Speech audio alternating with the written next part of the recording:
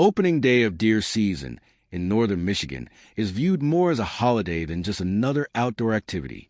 People from all over the state come in droves, filling all the campgrounds, hotels, and bars the night before. I never understood that mixing alcohol and deer rifles. Most of these people don't care if they even see a deer. They take this time to escape their everyday life and just relax. Although, some are too hungover to even get up the next morning and track through the woods to their hunting spot. Our family is fortunate. We have resided in the small town of Grayling, Michigan since the early 1930s. We have a couple hundred acres of land that is used primarily for farming and hunting. There are whitetail mounts displayed in all of our homes that can attest to how fruitful our land is. We used to get together the night before opening day and partake in several intense poker and euchre games. Additionally, we would take this time to do some last-minute strategizing and go over our gear by doing a mental checklist. Our opening day gathering spot was held in our family cabin that is set deep in the woods on our property. To get to this location, you would have to turn on four-wheel drive and travel via a rugged two-track that would bounce your head off the truck roof if you weren't holding on. Concussions aside, it is a very beautiful location. The cabin consists of one bathroom and two bedrooms with a pair of bunk beds in each and a pull-out couch in the living room. The main living area is an open concept space with the living room, kitchen, and dining room connected. Signal is non-existent at the cabin, so there's a vast collection of magazines, books, and VHS tapes for an ancient TV that I don't think has been used in over a decade. However, these items have a thick layer of dust on them due to the fact that camaraderie at the cabin leaves little to no time for boredom. Unfortunately, this was not the case a couple years back. As the years went by, fewer and fewer hunters made the trip to the family cabin. The cabin, as I wish to remember it, was once a place full of family, friends, and great memories, but is now tarnished by a sickening nightmare. The weather that night was frigid cold, and upon my arrival to the cabin, I immediately started a fire in the wood stove. This would prove to do very little to take the frigid edge off.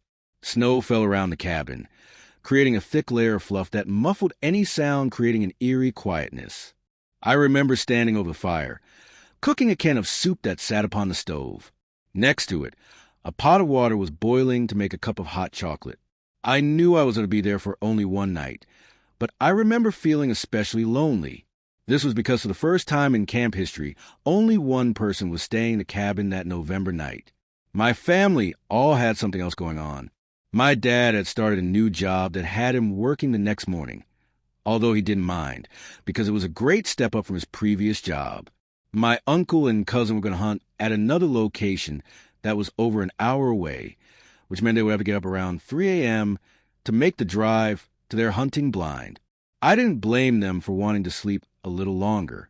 So there I was with my tin Camille walking over to dust off the VHS tapes when I looked outside and saw something standing outside the front window.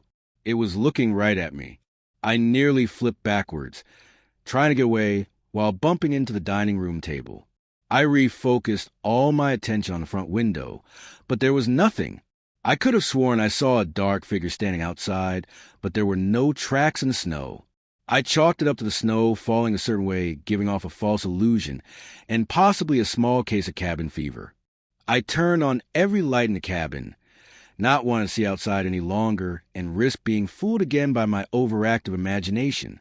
I was a third of the way through my movie with an empty soup can and a half-drunk cup of hot chocolate in front of me on the carved wooden coffee table. Sprawled out on the dining room table and chairs was my hunting clothes and other gear. I had cleaned my rifle earlier in the night and laid it in the corner of the room by the head of the couch, just a couple of feet away from where I was sitting. The movie had ended, and I lay there staring up at the ceiling when a wave of horrific emotions came over me. I was being watched. I was scanning the windows, trying to figure out where the hollowed stare was coming from, when I saw it. Across the living room, my great-grandfather's prized deer mount hung just above the entertainment center and was supposed to be facing the back of the cabin, but was looking right at me.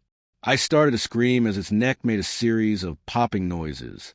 It sounded like bones and flesh tearing from their joints.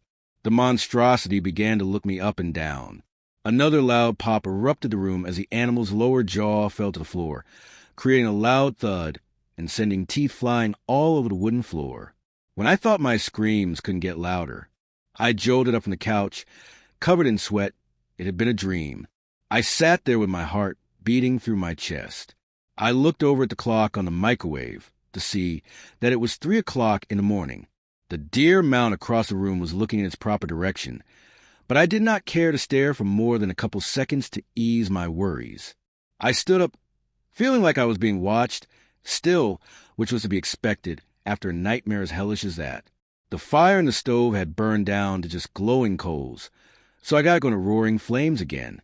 I went over to the sink to fill the pot full of water to prepare coffee for the morning hunt that would begin in a couple hours. Halfway through filling the pot, I heard a sound that made my heart skip a beat. The floorboard behind me creaked, and with it came a vibration of a footstep. I was frozen where I stood. I didn't know whether to turn around and look, or try to do some kind of move to get away from whatever it was that was behind me. I worked up the courage and slowly turned around. There was nothing. At this point, I was thoroughly spooked. No, in fact, I was straight up terrified. Between the figure outside that I had tried to convince myself wasn't real, the horrifying nightmare, and now the sensation of someone standing right behind me, I knew I wanted to leave. I told myself there was only a few more hours until I would make the journey to my deer blind, and an hour or so after that, that would bring the security of daylight. Then it hit me, a thought that hadn't crossed my mind. I was supposed to leave the cabin and walk through the darkness of the forest. This sent shivers down my spine. I knew I would have my rifle with me for protection, but this still didn't put my mind at ease. What I was dealing with didn't feel natural. I sat back down on the couch and began to think about how I wanted the morning to go. I determined that I would walk my blind around 5:30 to get there before daylight came. I would have normally left sooner, but this would have allowed much less sitting time in the dark blind before the sun illuminated through the trees. I had somehow managed to doze off sitting up on the couch, but was awakened by a pounding on the cabin door. This erupted a fear through me like I had never experienced before. I stood there, staring at the door, waiting for another dreadful knock. Instead, my dad's deep voice came booming from the opposite side of the door. He sounded concerned, so I rushed to the door to see what had brought him all the way out here so early in the morning. I went to open the door, but stopped. This made no sense. The door was unlocked. My dad might give it a courtesy knock, but then he would have just let himself in. I knew I had fallen asleep, but I believe I would have heard his diesel truck pull up to the cabin. I took another step back and saw something in the corner of my eye. To the right of the cabin door hung a mirror that reflected most of the living room and kitchen area. What caught my eye was a reflection of a figure that crouched behind me in the middle of the room, ready to pounce. The sight of this thing made me want to puke. It was a deer that had flesh hanging from its body. The antlers on it jutted out in several different directions. It was covered in infectious, decaying skin. Then the pungent smell hit me like a ton of bricks and made me gag. A familiar sound echoed in the cabin. It was the popping noise I heard in my dream that had come from the deer mount.